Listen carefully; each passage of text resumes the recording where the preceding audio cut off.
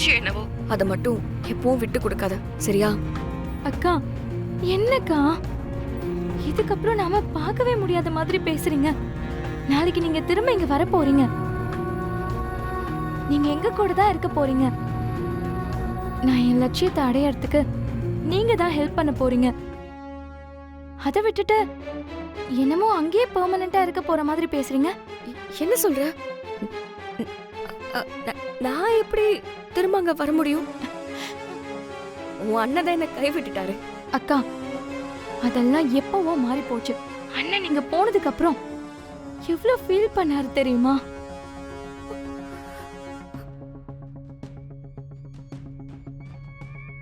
ஏற்கனவே பாண்டியண்ண வேற அண்ணனை ரொம்பவே திட்டிருக்காரு. அப்புறம் வீட்டுக்கு வந்து அண்ணன் எங்க கிட்ட பேசும்போது பயங்கரமா எமோஷனல் ஆயிட்டாரு.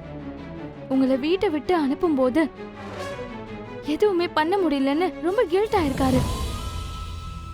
அதனால அவரு உங்ககிட்ட சமாதானம் பேசுறதுக்கு வர போறாரு. ஏய், நீ எதுவும் சும்மா விளையாடாத.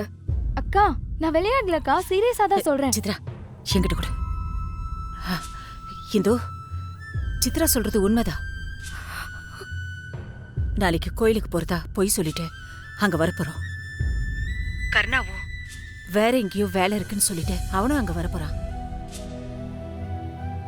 அங்க உங்ககிட்டயும் உங்க அப்பா கிட்டயும் நடந்த எல்லாத்துக்கும் கர்ணா மன்னிப்பு கேட்டு அதுக்கப்புறம் உங்க சம்மதத்தோட திரும்பவும் இந்த வீட்டுக்கு கூட்டு வர போறா. இதான் எங்களோட பிளானே. நீங்க நிஜமாதான் சொல்றீங்களா? கருணா அப்படி சொன்னானா? ஆமா இந்து, அவனே சொன்னான். அதனால நீ எதுக்கும் கவலைப்படாம நிம்மதியா படுத்து தூங்கு. ஆமா, நீ சாப்பிட்டியா? இல்லக்கா, இனிமேதான். சரி இந்து, இங்க இவனையும் இப்பதான் சமாதானப்படுத்தி சாப்பிட வச்ச. நீயும் சாப்பிடு. நீங்க 2 பேரும் பழைய மாதிரி ஒன்னா சந்தோஷமா இந்த வீட்ல இருக்கணும்.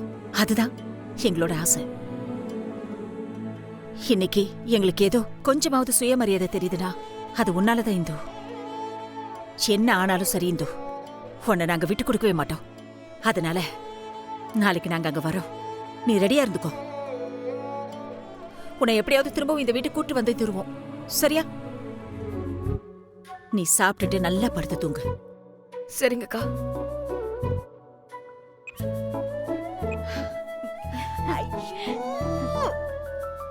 உண்மையிலே ஜெயந்திக்கா சொல்ற மாதிரி அவன் நாளைக்கு வந்து என்ன சமாதானப்படுத்தி கூட்டிட்டு போக போறானா? ஒருவேளை அவன் நாளைக்கு வந்து நம்ம கிட்ட என்ன மன்னிச்சிருன்னு சொன்னா நாம என்ன பதில் சொல்ல போறோம்?